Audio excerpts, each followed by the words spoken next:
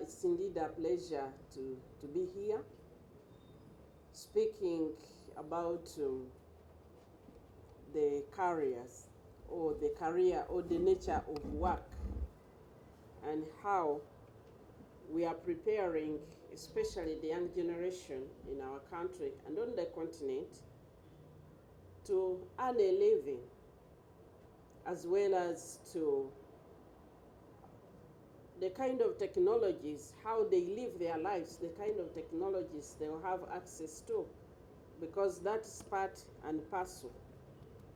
They have to be addressing the challenges that we currently face of poverty and underdevelopment.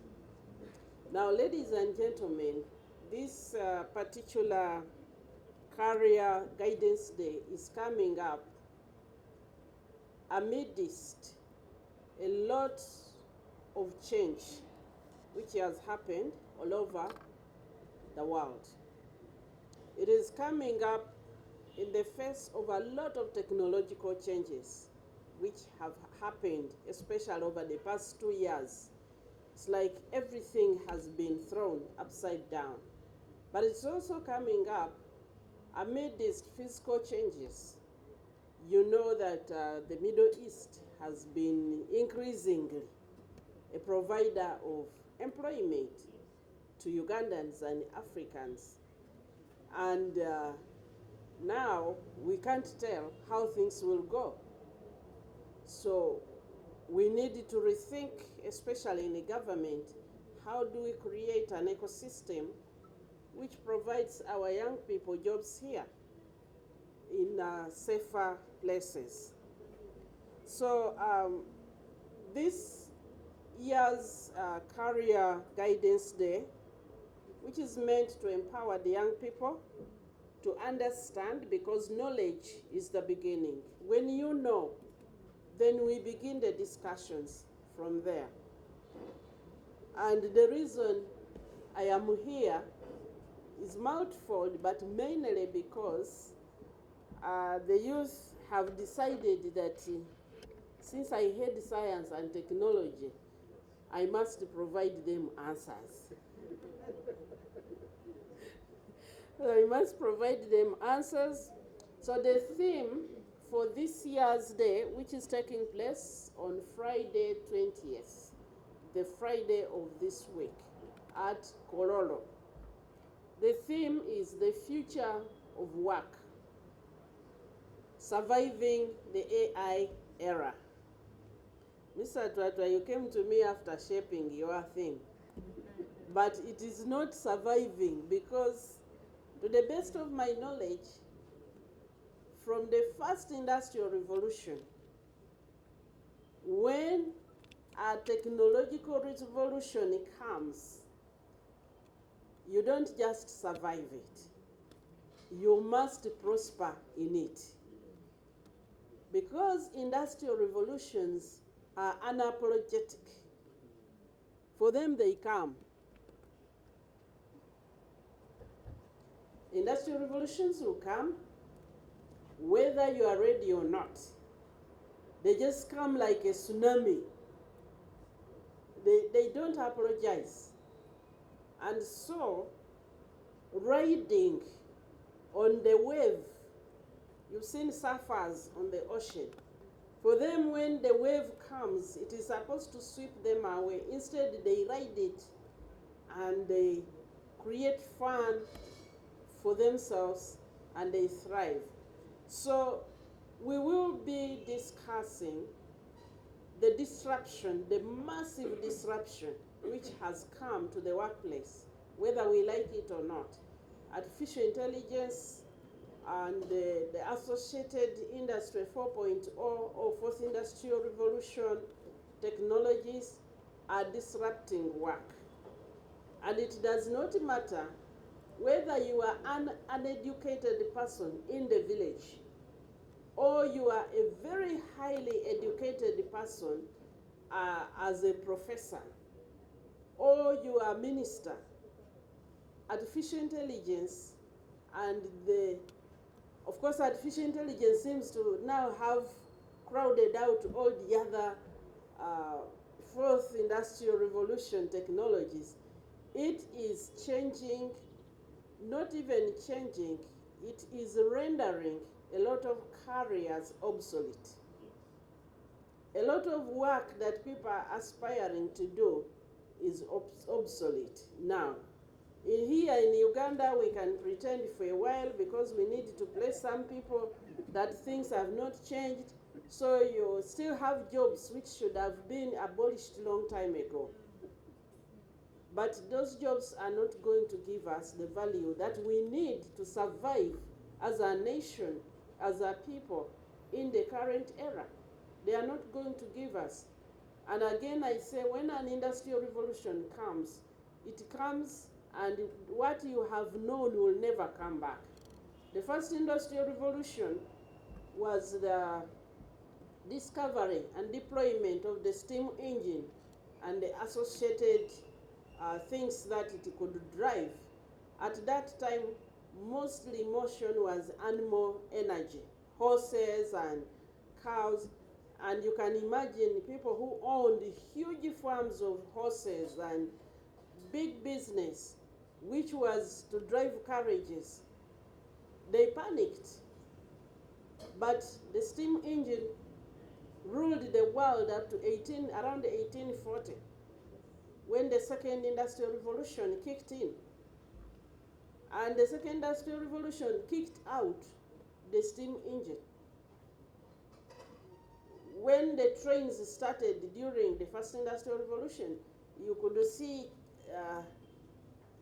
charcoal, hot coals being dropped along the rail as it is moving. But then they were kicked out. Internal combustion engine and electricity came. And then we moved on. Then we went to the third industrial revolution. Some of the big companies that were really in the third industrial revolution, which were prior, like typewriters, people had modernized the typewriters and all this, companies collapsed. Millions of jobs were lost. And now we are in the fourth industrial revolution. The good news is always that when you prepare, you shift your population to not only ride the wave of the industrial revolution, you also shift the technologies and the production. Now, the one thing we are going to emphasize during this Career Guidance Day, and I'm glad that we are talking to young people. By the way, there will be quite a lot of people in their 40s and 50s who are still looking for career guidance because they don't know how to survive now. We joined the workplace in a different industrial revolution. This one has come and swept away our jobs, but we still have a long time to live.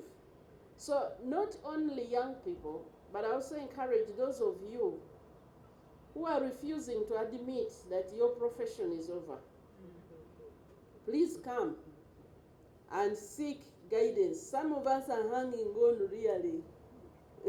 The things are gone.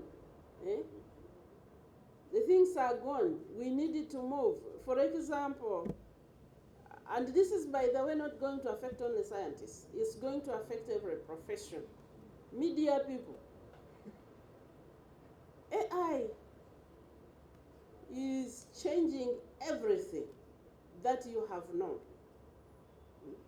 That safe profession, which was very well choreographed, in the next 5 years, if you don't reinvent yourself, you'll not be able to produce a good article that anybody reads.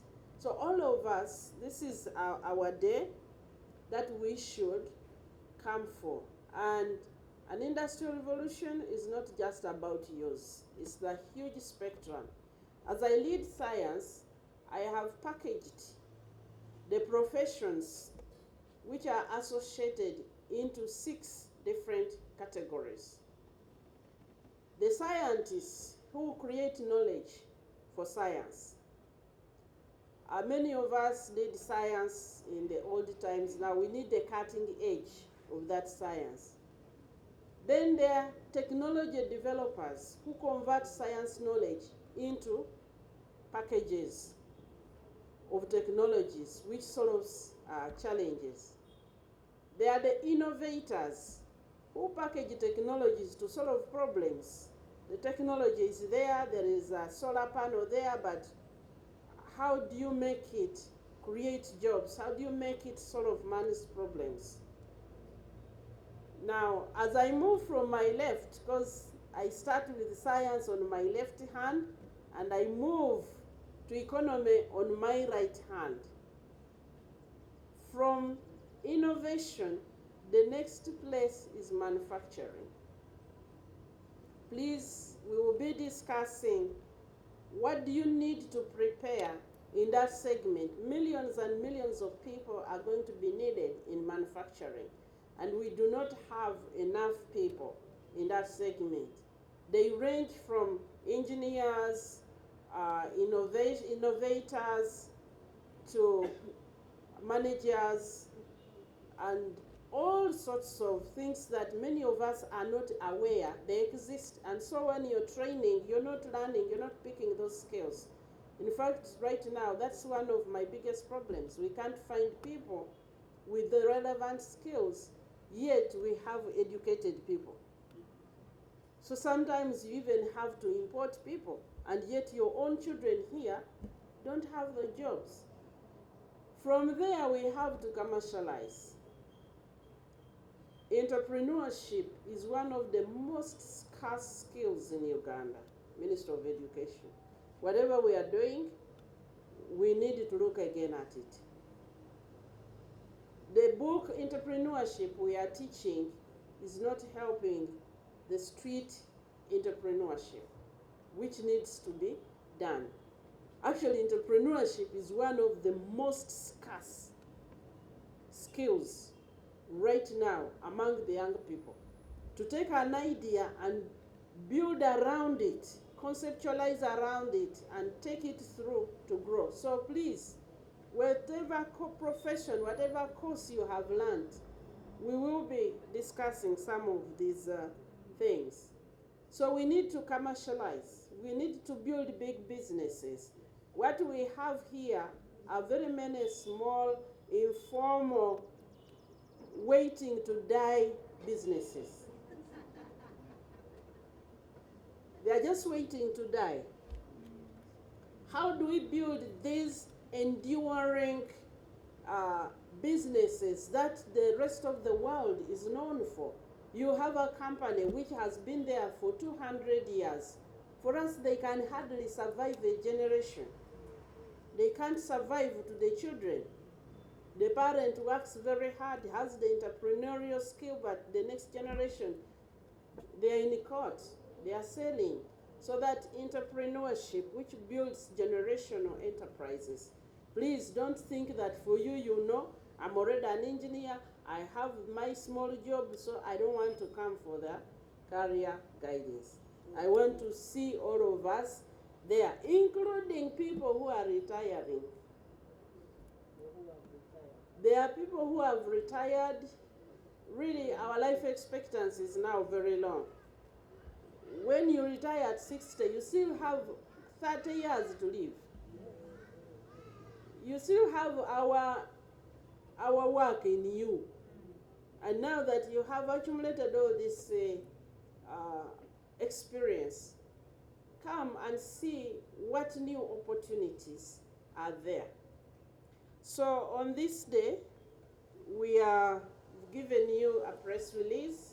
We're expecting the Minister of Education working together with the Minister of Science, together with very many partners who will be at Korolo. We are expecting the Fountain of Honor, His Excellency Yoweri Kaguta Museveni, Mukwano gw'abangi. He will be there. Mama Janet Kataha Museveni, we are expecting her as our lead educationist. And I will be there to infuse science. I'll be there in person. And Mr. James Bryan in Twatwa. When I met him, I was like, who is this